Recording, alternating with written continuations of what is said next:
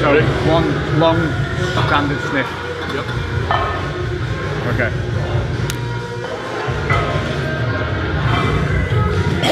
What's up, crew? We are back at the Black Country Barbell, and today we're going to try and pull a proper deadlift. So if you watched the previous video, you will have seen that I hit 190, no straps, no belt, then strapped up and belted up, but couldn't pull 200.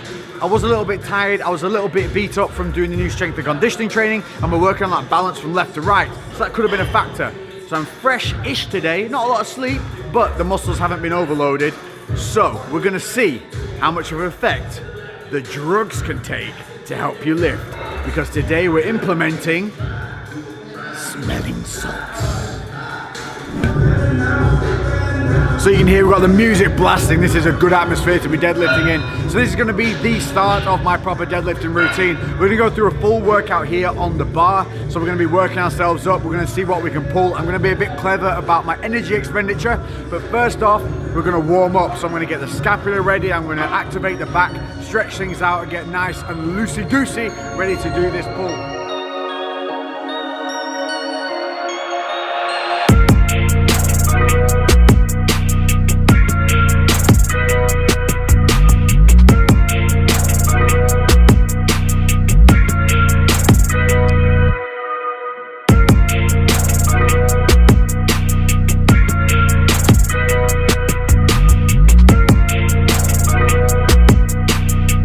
In the changing room so as not to disturb everybody else, like asking to have the music turned down, but so you can still hear me. So that's the warm up done. So we had some recruitment of the back, kind of activating the lats, the scapula, that lower back. Doing that scapular retraction on the lat pull down is really good as well on chest days. That's a good one for helping you lock the back in. That's what we're trying to do. So trying to activate the muscles and create that that kind of lockdown pathway, so that when we get under the bar and take the slack out, that the back is all contracted and ready to explode as we drive through the legs. Now, some of you made a good comment in the comment section of the last video to do the deadlifts, and that was the fact that I'm trying to fight that overarching of the lower back due to that pelvic tilt. That's what we're trying to correct in these deadlifts. That's how we're trying. That's why we're going to relearn. But one of you guys also said that it's important to make sure that the lower back, although it's not overarched, still needs to be in an active state. So other than it just being neutral, I do actively need to think about contracting my lower back once I'm contracting the lats as well. So I'm going to be focusing on doing that today and see how that feels. What we're going to do is we're going to work our way up until we get to a point where I can't make the lift, and then we're going to crack out one of these bad boys, which is the smelling salts. Now these are basically ammonia based inhalants. Never used one before, complete smelling salt virgin. So I'm expecting this thing to either blow my head off, make me cry, or make me poop.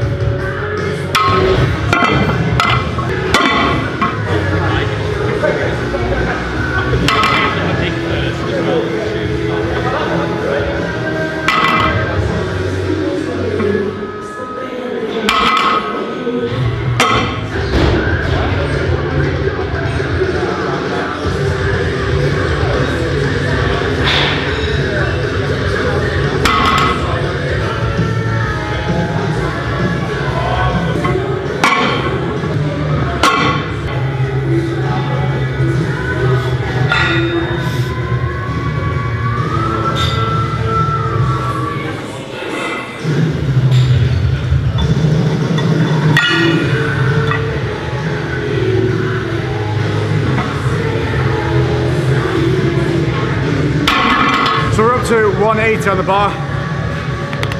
Nipples is back, aka Jake.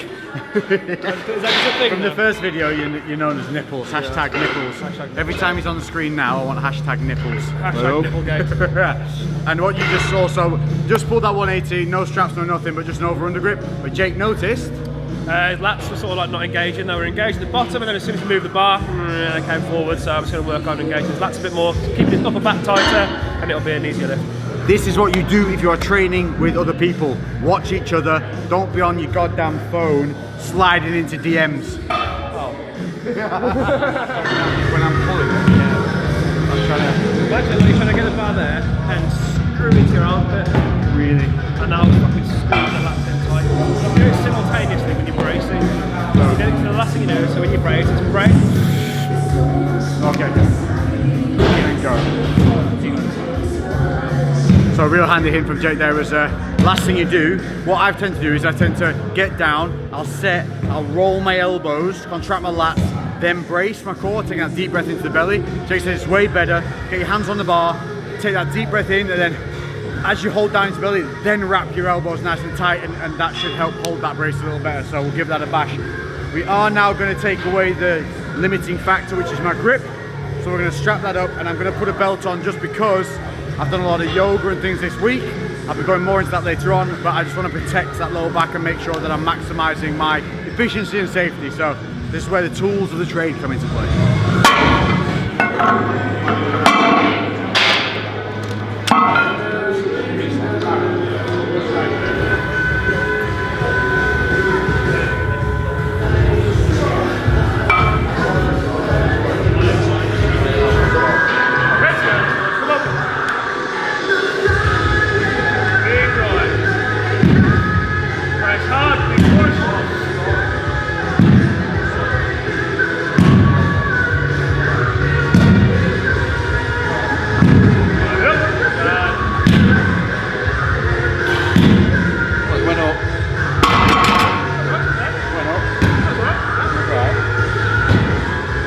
Improvement already.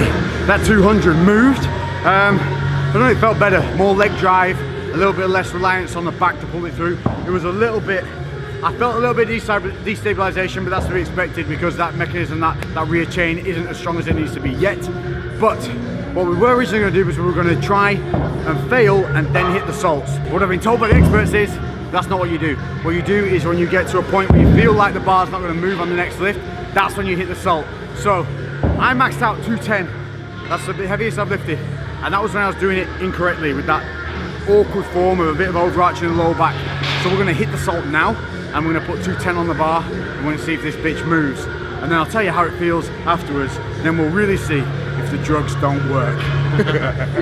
So we got a little bit of help from my friend to explain to you about the salts because I've never used them. Go Lou, this is one of the owners of this beautiful Black Country barbell. Thank you.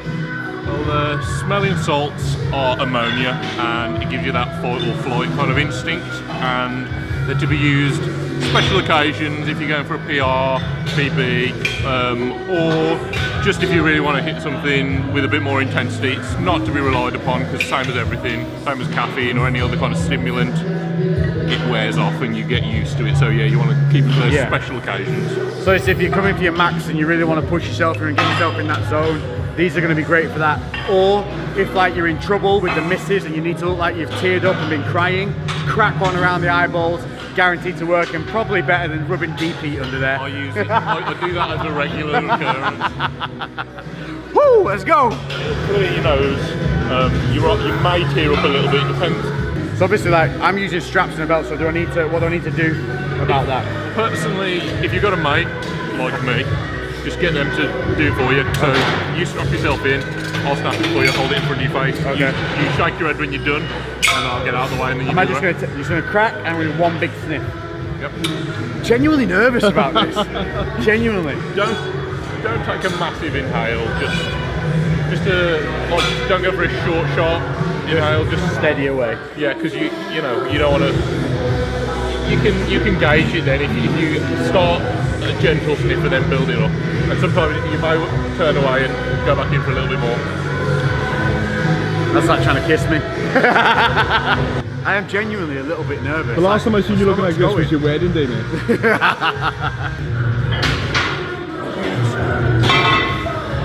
210, easy, Lex.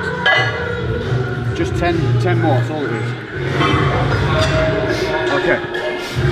So one long standard sniff. Yep. Okay.